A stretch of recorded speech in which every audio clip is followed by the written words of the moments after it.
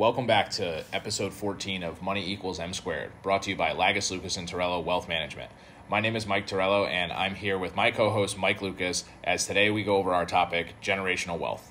What we're going to do today is go over 6 things that are important for people when they're working on planning out how to leave money behind, whether it's to their family or to specific charities. We're going to go over on passing money on to their family, structuring investments in the right way, how life insurance can factor into that plan, working with an estate attorney, involving your children in the plan, and how to do some gifting while you're still alive.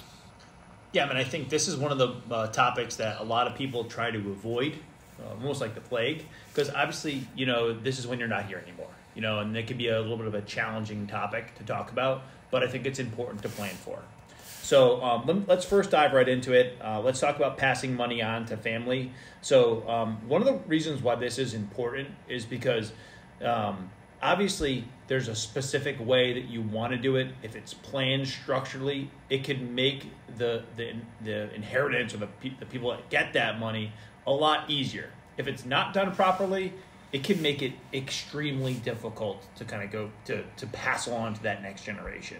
So, there's certain specific ways that I think we need to work this. I mean, obviously, if you're at the point where you're gifting or giving money away, it makes it a lot easier.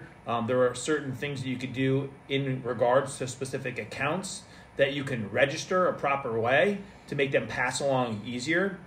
But it's important to figure that out. So the most important things to look at with these accounts is any type of retirement account, you can add on a beneficiary. In a lot of cases, you can add a primary beneficiary and a contingent beneficiary. So obviously a primary beneficiary is something were to happen, it would go to that person first. All right? A contingent beneficiary is if that primary beneficiary is not around anymore, they're dead, it would go to the contingent beneficiary. And you could set it up in equal percentages. For an example, so let's say if Mike and I were both 50% beneficiaries and something were to happen to, let's say, Bob, who was the owner, Mike and I would be able to split that account, okay? If Mike's not here and Mike passed away, and I'll say Mike Torello, if he's not here and I'm the remaining beneficiary, I would get 100% of that portion, even though initially it was 50%. Okay, it would only go to the contingent beneficiaries if the primary beneficiaries aren't there anymore. So first and foremost, make sure it's important that you have your beneficiaries lined up on all of your retirement accounts, so that way it transfers properly to who you want it to go to. Yeah, and I think one thing that's important for people to realize too is you can do whatever you want with your beneficiaries, right? It doesn't have to be your spouse. It doesn't have to be your children. It's really whoever you want to leave that money behind to. It can be a charitable organization. It can be a friend. It can be, a specific group or business that you want to leave that money to. You can do whatever you want to do it with. Now, there's some rules as far as, spousal consent and things like that, depending on what state you're in. That's where the attorney comes into play. But the reality is you can name whoever you want to be the beneficiary of your accounts to be able to receive your money. Yep, and again, life insurance is a separate, obviously, you want to make sure your primary, contingent beneficiaries are up to date with that. But any type of retirement plan, they allow you to have beneficiaries on there, make sure they're up to date.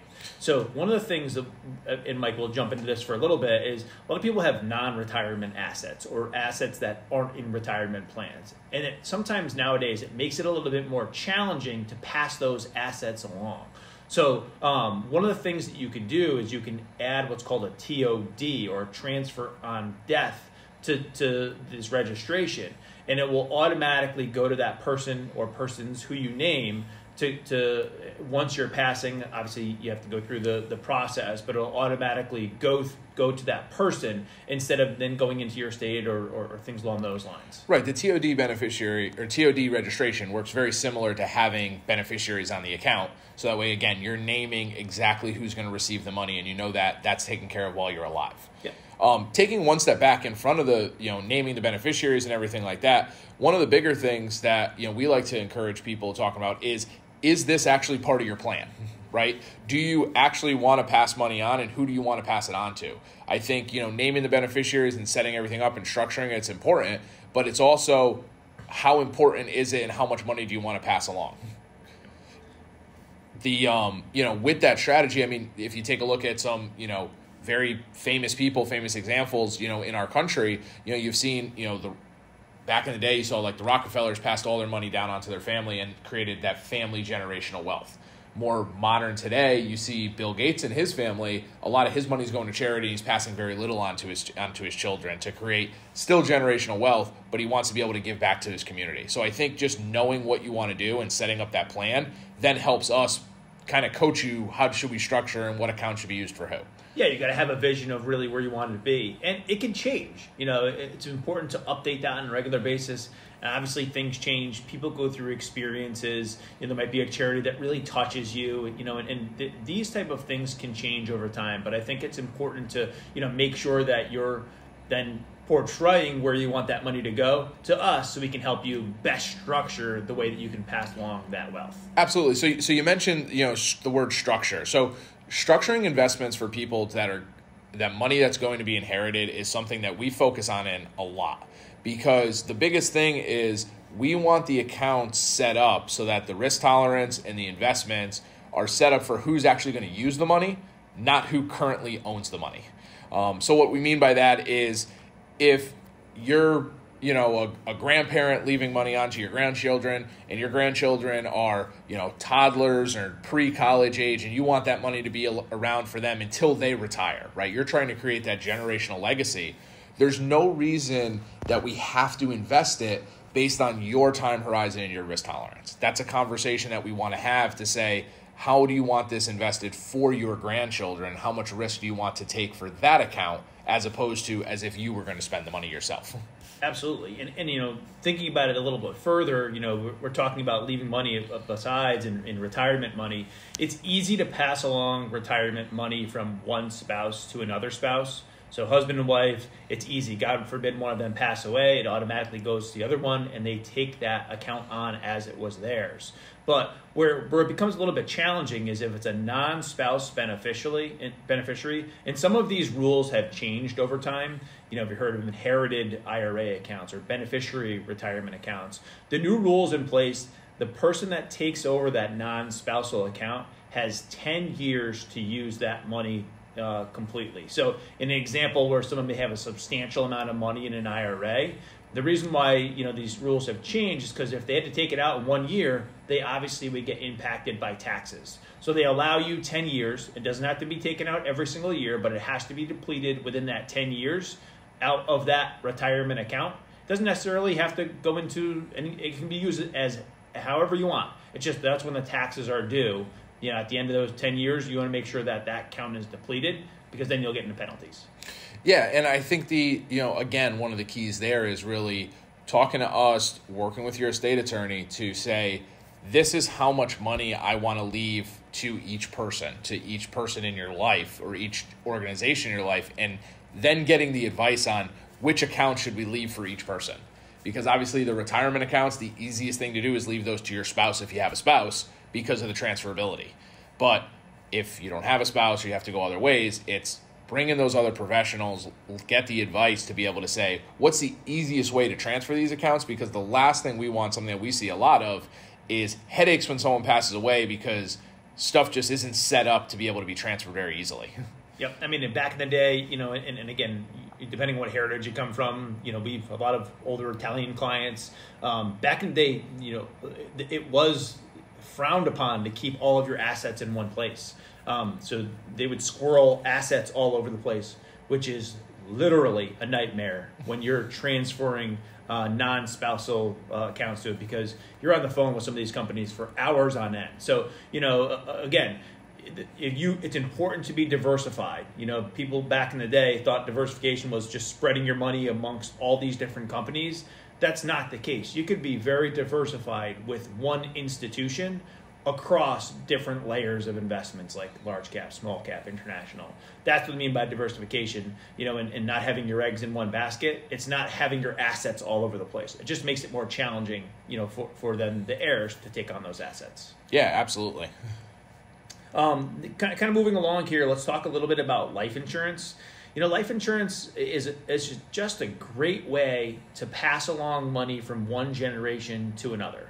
It's literally passing along pennies for dollars. And if you plan accordingly and you think ahead, this is a way for you really to leave the best legacy possible. Life insurance is probably one of the easiest assets to kind of cash in or to take from, because in most cases, it's completely tax-free. The person will take that asset without having any type of tax liability. And when you're cashing in, really the only thing you need is obviously you need the beneficiary and a death certificate. That's really, and obviously, transfer forms to where you want the money to go.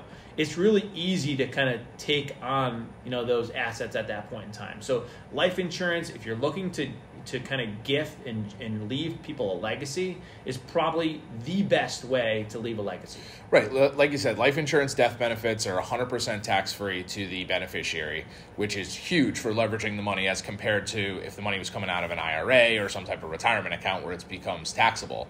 But also what's really nice about life insurance is you can choose the dollar amount that you're going to leave behind.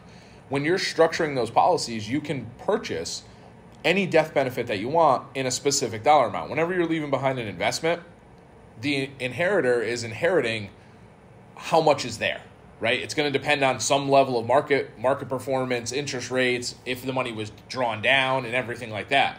But with life insurance, you're able to pick that death benefit, and as long as the premium gets paid every month, that's exactly how much is going to be there, and you're able to choose that amount so you know exactly how much you're leaving behind to each individual person. Yeah, I mean, Mike, we talked about that in episode 12, visualizing retirement. How much do you want to leave behind? The nice part about it is if you know exactly how much you want to leave behind, we can incorporate that as part of the plan. And no matter what happens, you will 100% leave that behind, as long as you're paying your premiums. And then you can go on and spend that money and not have to worry about, okay, am I spending too much money? Am I not going to be able to leave a legacy, for my family? So that's important to plan. So that's a good point, Mike. Perfect. So let's take our break here. Let's head into our community spotlight, and when you come back, we'll talk about a few other topics. Welcome to this week's community spotlight, the segment of our show where we focus in on the small businesses that help our community tick. This week, we're focusing in on JMB Home Improvements, LLC, located in Northford, Connecticut. Do you have home improvements on your mind? Call JMB Home Improvements, LLC today for all your home improvements projects. Specializing in kitchen, baths, decks, sidings, and everything in between, now offering landscape and snow removal services. Family owned and operated for over 20 years. Give us a call today at 203-671-5063 for a free estimate, and like us on Facebook. Again, that's JMB Home Improvements LLC in Northford, Connecticut. Welcome back to episode 14 of Money Equals M Squared. We're talking about generational wealth and passing money on to your family and your other heirs. And, right now, before the break, Mike, we were talking about, life insurance and structuring some of those investments the right way. Let's talk a little bit about right now why it's important to work with your estate attorney, right? So the most important thing, the estate attorney, that's going to be your person that draws up your wills and your trusts.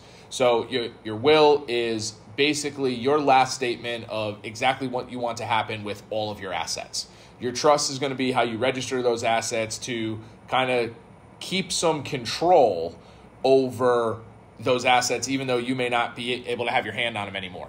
So why would you say it's so important for people to get that taken care of as opposed to just kind of leaving it up to chance? Yeah, well, I mean, you're not leaving it up to chance. If you don't do a will, the government will write a will for you. Okay, it's probably close to where you want it to be, but it's not.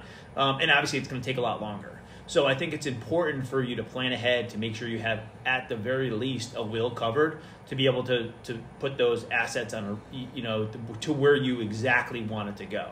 Now, if you want to be a little bit more specific, okay, so for instance, let's say, little Johnny over here, he's gone through some trouble, you want a little bit more control over it, and you want to make sure that money lasts a longer period of time, and there's only a certain dollar amount they can take out per year, you then can create a trust to have more control over it, so you can make sure that those assets either can get depleted over a regular time frame or they last a certain time frame. So that's where you would want to bring in some type of trust to help you have a little bit more control over those accounts. Yeah, and the trust, it could help with some taxation as well, depending on what type of assets that you're putting in there. I don't want to go too deep into that. That's the conversation for with the estate attorney to be able to really dive into, what the advantages are. And it depends on your specific situation.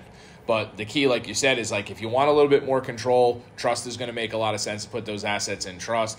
And then the will is you're going to be able to name every single asset that you have if you'd like. So if you have specific collectibles or, properties and things like that, and you would like certain people to inherit those, that's where your will comes in place, because that statement is what's going to go to the court and who's actually going to have the claim to those assets. So important part of the plan, I think with the biggest, it's really challenging when someone passes away without a will. That's when and that's where I see a lot of the biggest family problems is when it's not clear, when it's not concise, and unfortunately that can leave a generational impact on families. So I think it's important to be out and open with a lot of this information and to update it on a regular basis. Yeah, and with that, and with talking with the family, kind of the last part here, working with your estate attorney, is that's also where you're going to name your executor of your estate as well as the trustees on any trust that you set up. So the executor is the person that's going to distribute those assets based on the terms of your will, if you will. That's laid out for you, and your trustee is who's going to manage that trust once you've passed away or once the trust becomes funded. Those are people that you need to be able to trust that can handle those responsibilities, because like you said, you don't want those disagreements amongst family over money that didn't need to happen if you just took a little bit of time and you properly planned. Yeah, and that's kind of brings us into the, our second to last thing is involving, some of the kids in this type of decision making. I think it's very important to do this early on, to make sure it's clear, because like I said, that's where the most confusion happens. And obviously, when the person who passes away is not here anymore and they can't speak for themselves, that's what makes it challenging. I think if everyone's on the right page early on in the plan can change, the plan can evolve, but as long as everything's out there, and most of the time everything's going to be divided equally and fair, and unless someone wants the jewelry and someone else wants the the baseball cards or what it is, those are things that their individual preferences. But I think by having family meetings and discussing this prior to things starting to go south is very important and part of the plan. Yeah, and one of the things that we encourage too with involving the kids in the plan is involving us with the children with the plan as well. Because the last thing we want is to have conversations with our clients to go over what's going to happen and what their wishes are, and the kids don't even know that the accounts exist. Yep. We want to make sure that they know, when something happens, they know exactly who to call, what the plan is for the money, how work with the estate attorney so that way they know exactly what's going to happen, who they need to go to, and everything becomes seamless. Yeah, I mean, I think even if you think about it that way, Mike, the world is changing. A lot of companies now are going to paperless statements. So I think it's even more important to involve us in the plan. We're kind of making a push to have a lot of this stuff become more technologically advanced. We use AdviceWorks to store a lot of this data. I know back in the day, used to put it in bins and things like that, fireproof safes. Obviously there's not a lot of fires out there, but potentially water damage, flooding, these type of things. Just mice biting, into some of these documents. It's important to have them at least in a secondary place and stored properly. We've got some of the tools that we can work with people on a regular basis to help them with that. And obviously, your children are probably a little bit more technologically advanced. They'll understand that a little bit better versus digging through documents in vaults and storage places. And with that, obviously we're working with people to store their documents more securely and electronically and things like that. But again, the children have to know where to look. When they put it in the fireproof safe, they knew if they opened up the safe, all the statements were there. Now, if they open up the safe, there's going to be no statements, right? Like you said, a lot of stuff is electronic delivery, so it's going to be held in email or through online logins, and kids may not know where to look. So that's why it's even more important to involve your financial planners in your plan, involve your estate attorney with your children, so that way they know, okay, something happened, here's who I need to call. Yep, and even if the assets aren't with us, if they're older accounts or with other brokers, we can link those accounts in and have them as a part of the plan. So God forbid something happens unexpectedly, we know exactly where to go and where to retrieve some of these assets. Yeah, for sure. Yep. So, kind of the last thing we were talking about here is gifting while you're still alive. So this is something that's become a lot more popular as people are reaching RMD age and they're starting to have to distribute some of their accounts while they're still living and they're living longer, is starting to spend down those accounts and gift it on to their children and their favorite charities while they're alive. One thing that's important, the current gift limit is $17,000 per year per donee. So what that means is, like, if you have 2 spouses, you can double that limit to a single person. And you're able to gift that money while you're still alive, so that way you can actually start giving the money away if that's important to your strategy. Yep. Yeah, I mean, even if you think about it this way, children now, they're making more money than a lot of these people that are retired. So even if you think about some of these beneficiary accounts, things along those lines, if the person that's retired takes the distribution, pays the taxes on it, it's still better than probably leaving a taxable asset to a child. A lot of these, obviously, people die in their 70s, 80s, 90s. A lot of times they're in their prime working years and they're in their highest tax bracket, the children that are going to inherit these assets. So sometimes working with us and working with an advisor to make sure when is the best time to take some of this money, it might take a little bit of planning. It might take a little bit of courage paying the taxes on it. But in the long term, if it's not money that you're really planning on using, it might make sense to pay taxes on it while you're living, because you're going to be a lower tax bracket than potentially your son or daughter or the beneficiary on the account. Right, and like we were talking before with, making sure that you're working with the estate attorney on, structuring, the wills and trusts. This is where you want to work with your accountant on structuring your taxes as well as your children's or your grandchildren's taxes and stuff like that, because you're going to be gifting them the money on what makes the most sense. If it's money that you're not going to use anyways, it makes sense to start gifting it, while you're still alive, so that way you can hand them the gift. And if that's important to you, let's take advantage of it right away. Yeah, I mean, even if it's a part of a strategy to minimize, some of that estate or tax or estate burden, you could do as like Mike was saying, if it's almost $68,000 per year if it's both spouses are living in both arrangements. So it's a way to pass along that money and not to go through the estate process. Perfect. So, today we just wanted to do a quick overview on, passing on, money from generation to generation. We really talked about, everything from, do you want to do this and how to structure those investments, all the way through working with attorneys and accountants to be able to set the money up and gift it on the way that's the most impactful to you. Yeah, whether it's charities or whether it's to pass it along to different organizations or whether it's just to pass it along to families. Perfect. So that wraps up episode 14 of Money Equals M Squared. Make sure you check us out online at lltwm.com or on Instagram at Team LLT. Thanks. The views and opinions expressed in this episode are not necessarily the views and opinions of Cetera Investment Services. Any recommendations mentioned in this episode are meant for educational purposes only and should not be construed as advice or personal recommendations. Always consult your financial advisor, tax advisor, or attorney for details related to your specific risks, goals, and objectives. Investments have risk and can lose value. They are not FDIC insured. The situations presented are hypothetical to illustrate key topics and should not be construed as actual client situations or experiences. Lagos, Lucas & Torello Wealth Management operates under Cetera Investors and is responsible for the production of this show. All views and opinions are solely that of Lagos, Lucas & Torello Wealth Management. You should always obtain a prospectus when available prior to investing to know your risks, costs, and fees associated with the investment. The advice and strategies presented today are general in nature and should not be used in your planning until you consult with your attorney and CPA on your specific situation. A diversified portfolio does not assure a profit or protect against loss in a declining market. Asset allocation is an investment strategy that will not guarantee a profit or protect you from loss. Cetera Investors is a marketing name of Cetera Investment Services. Securities and insurance offered through Cetera Investment Services, LLC, member FINRA SIPC. Advisory services offered through Cetera Investment Advisors, LLC. Cetera is under separate ownership from any other named entity. 127 Washington Avenue, 2nd floor west, North Haven, Connecticut 06473. Phone number 203-239-4545. Individuals affiliated with this broker-dealer firm are either investment advisor representatives who offer only investment advisory services and receive fees based on assets, or registered representatives who offer brokerage services and receive transaction-based compensation, or both an investment advisor representative or registered representative who can offer both types of services.